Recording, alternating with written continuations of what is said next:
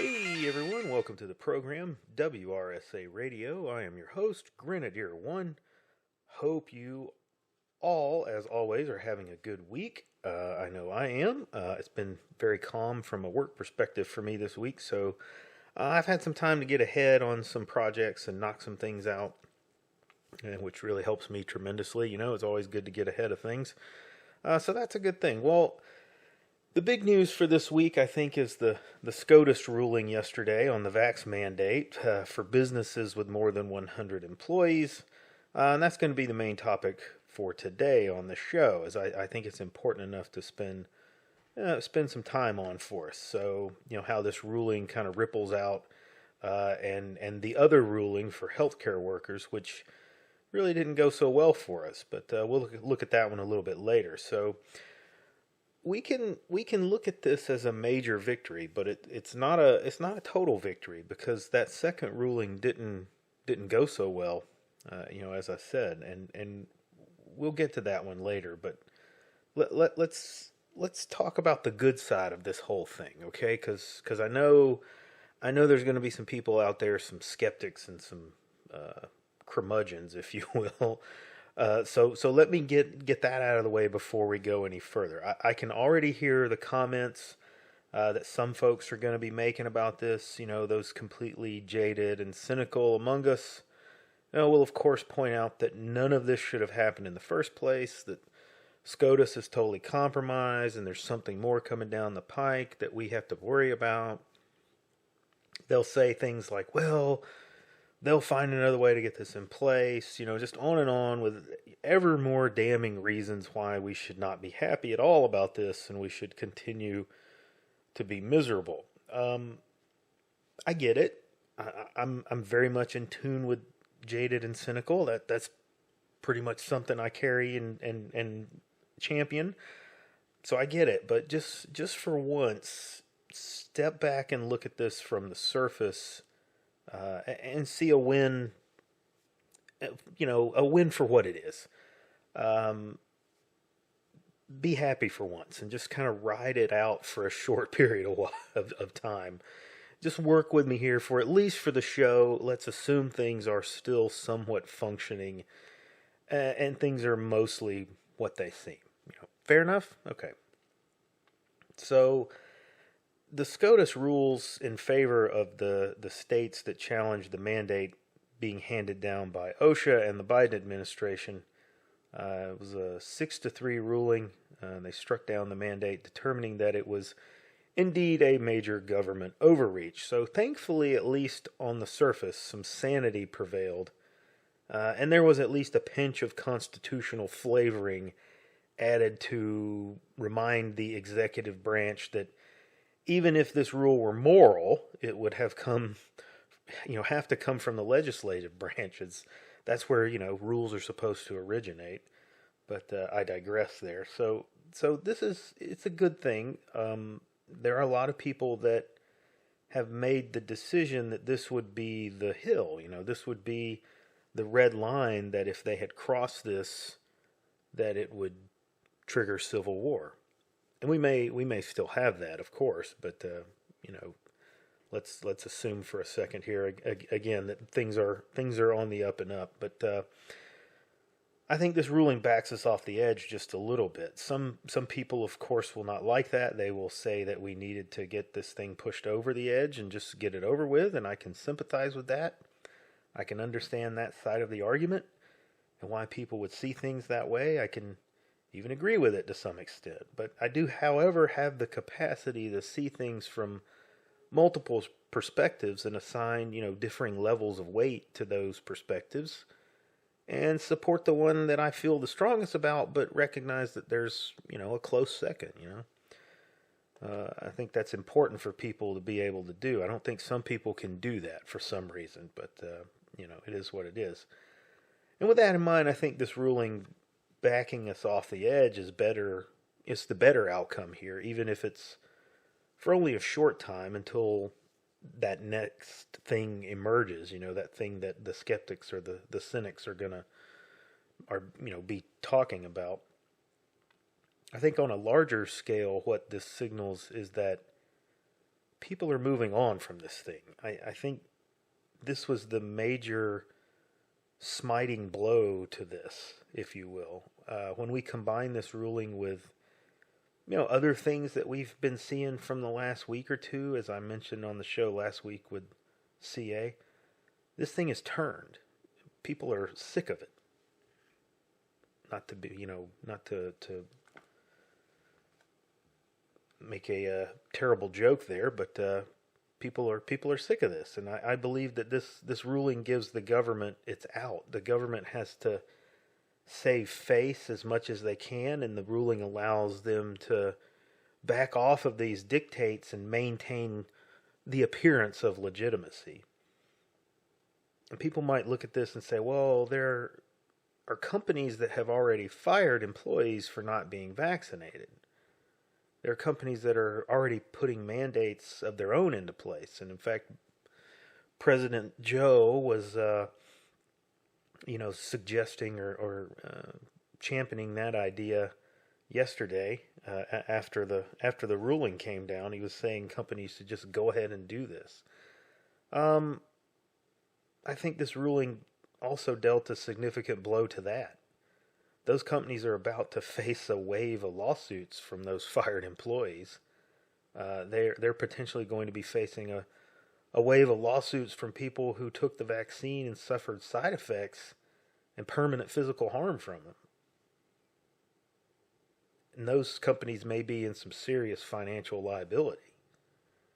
If someone can make the case that they only took the vaccine because their company told them they had to, if they wanted to continue working, and they had, heart damage from it, yeah, a jury is going to just hammer them with financial damages. In fact, I think that's something that we need to be spreading far and wide. We need to be putting that meme, that idea out there on our own. If you're like me and you believe that this was a significant overreach, then if you get on a jury, just let them have it, Do whatever you can to get on that jury and just absolutely punish them with damages. Punish them into bankruptcy. And it only takes a couple of cases to get to court and get in front of a jury, and these companies will break. One or two $100 million, $200 million rewards, and this comes to a screeching halt. And we know we already have people out there that are in that situation, and they're lining up to file lawsuits. So it's been sitting there on hold, just kind of waiting for this ruling to happen. And I would bet that the gates open up within the next week and we start seeing a flood of cases filed. We can use lawfare just like they can. We may not have the same level of resources, but we can tie them up in court and start draining them with the goal of, defeating some of this via attrition.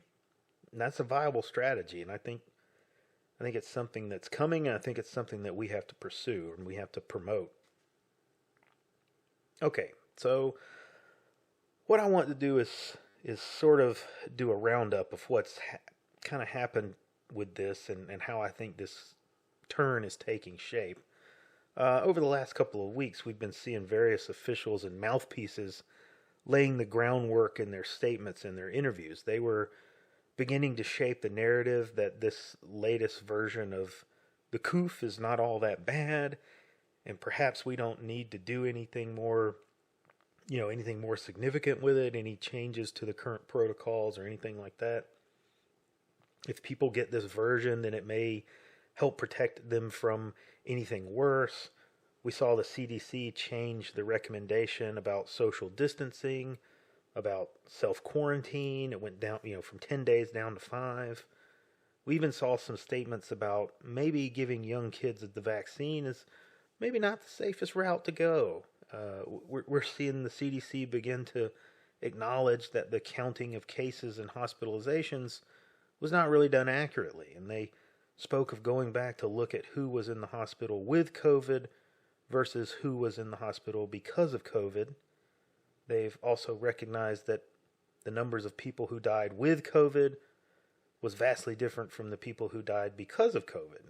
And we've seen the recognition recognition, sorry about that, that some of these tests may have been very widely used that were unreliable, and they gave too many false positives.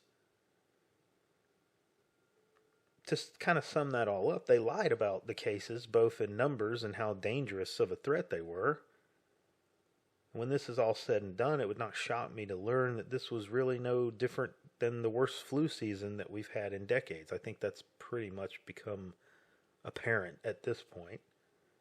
I don't want to diminish it because I absolutely recognize that this thing has killed people, and I don't want to take away from that fact, but I believe that it's very clear to anyone who examines the information that this has been a managed, crisis in air quotes there.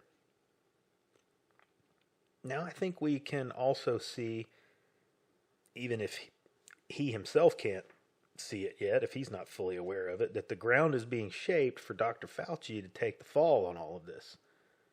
Fauci got in front of the senators yet again this week, and yet again Rand Paul just rammed him a new one. And I mean, I don't know how many times that guy can go in front of Congress and subject himself to that. And we saw this week that documents released from an alleged whistleblower that point to all of this being the result of a combined effort of the U.S. and China to develop an airborne vaccine to administer to bats, which would prevent future coronaviruses and respiratory viruses coming from those natural populations. Now, like most Frankenstein's monsters, it begins with what seems like a good idea. Hey, let's see if we can prevent viruses from migrating from animal populations to human populations. That seems like a noble idea, but they never really consider the risks. They never seem to be able to put aside their egos and recognize the dangers that are associated with this type of endeavor. For those who've listened to the show for a while, you may recall that I've talked about that kind of force before. It's a dual-edged force that can lead to good things, but if you let it consume you, it will wreak havoc and break you. Well, here it is on full display yet again, and it looks very much like Fauci will be handed up to take the fall, and the official narrative will be that this is all because of out of control corruption, and that the answer is that we need more government control over medical research. They will also assert that they need more control over development of vaccines and medications because clearly the pharmaceutical companies are out of control. Every problem that comes up, government promotes and pushes a government solution, and their answer for failure is to try and throw yet more government at it. It's the same mentality of, vooding. It's, if we just gooberment harder, it will fix it. And if we didn't fix it, it's because we didn't gooberment hard enough. And with that in mind, we kind of swing back to that SCOTUS ruling, because we're already seeing signals of what I called a few months back. People are already saying that they want to pack the court. They're going to use this as a platform to get far more of their agenda into play. They'll be pushing to pack the court with more liberal judges, more brilliant mental giants like Sotomayor, and they will use this to push, nationalize healthcare. They just never let these things go to waste. You've heard that. Don't let a crisis go to waste, right? This is what they do. They always have multiple things kind of lined up. Their wet dream is to be able to make the court overwhelmingly communist, so they can get everything that they want passed through. The last part of this I want to get into is the healthcare workers case, because that was the other ruling that SCOTUS handed down, and that ruling didn't go in our favor at all. And in fact, that may, as Aesop pointed out on his piece, that may lead to civil war in and of itself. And they ruled that because the federal government pays for some of this health care they can dictate that the workers must take a specific medication. It's an evil ruling, to be frank. It's just absolutely stupid. As Aesop said, they've basically decided that healthcare workers aren't workers or aren't humans because they don't fall under the same ruling as the other ruling. It is a contradictory logic behind the whole thing, if you ask me. I suppose that they consider the fact that people can give up their jobs and perhaps find a position with a clinic or healthcare provider that does not take federal money and thus not be subject to the mandate, and that was enough for them to see as an out, if you will. A way of, well, it's a mandate, but it's not really a mandate because you don't really have to follow it. That's a weak argument, and it's very much a ruling in my mind based on what you might call a letter of law or letter of the Constitution, but completely blind to the spirit of it. I think our founders didn't specifically write in an amendment spelling out body autonomy because in their time it was clearly insane for anyone to think that they needed to specifically spell that out. I know they felt that that was an inalienable right that was self-evident. This is a thing that I've kind of noticed about Justice Kavanaugh. People have been pissed at him, and rightfully so, and they have said once again that we got screwed and we didn't really get a so-called conservative justice, whatever that actually means. I'm not really sure what really constitutes this perfect conservative justice that everyone's all looking for. We didn't get what we were promised, and I don't think that's the case so much as we got exactly what he said he was. He said he was a strict constitutionalist. Well, I think we've seen that he's going to rule based off what specifically is written in the Constitution and will not consider anything that underpins that writing, anything that is the spirit of the document and the clear intent of the founders. And I think that makes him terrible. Now, again, this assumes that things are on the level and that no one outside of SCOTUS had influence on these decisions. I think that's, of course, wrong. I firmly believe that more than one justice is compromised. I think, however, that this ruling is going to prove a problem for them, however. I believe that the way they have ruled leaves the door wide open for future presidents to issue just all manner of executive orders just based off the fact that, you receive federal funds, so therefore you must do X or not do X. And that's not necessarily a new thing. That's been happening for quite some time, but there was always sort of this bump stop that, if things went too far, the court would step in and say, no, you can't do that just because they took money, whatever. But this case has now set a precedent that backs up future rulings that will, put that into law, that if you take federal funds, you're pretty much, on the take for whatever the president issues out as an executive order. I just, to me, I think, there's second and third order effects that we don't necessarily see yet. And I think as more people sit and kind of noodle on this, it will come out. People will begin talking about and saying, hey, well, wait a minute. What does it mean for this? What about this? We'll start seeing the fallout from this ruling probably pretty soon. But, and as Aesop said, the immediate effect, I believe, is going to be a severe impact on the healthcare industry. So let's get back out of the assumption that all of this was on the level and get back to reality, if you will. One might ask, if there's so much orchestration and deep state influence, then why would they allow the court to rule in this way? Well, for one thing, people need to come to understand that while there is in fact a deep state and a cabal, or as some people call it, and they do influence and manipulate these events, they do not have complete control over everything. Okay, I know everybody likes to talk about that. Everybody likes to post videos online from some actors and no names on the internet talking about how the world's all controlled by some secret group. And I sympathize with that.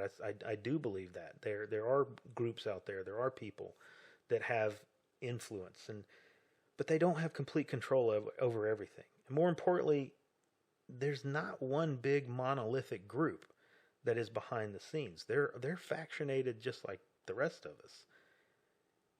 And they compete, and they're sometimes even in open war against one another, and all we get to see is what they allow us to see and what occasionally comes to light by accident or by somebody actually digging and finding information. So either all of these factions decided that this was the right path to take right now, or one of them brought this about in order to cause problems for a different faction.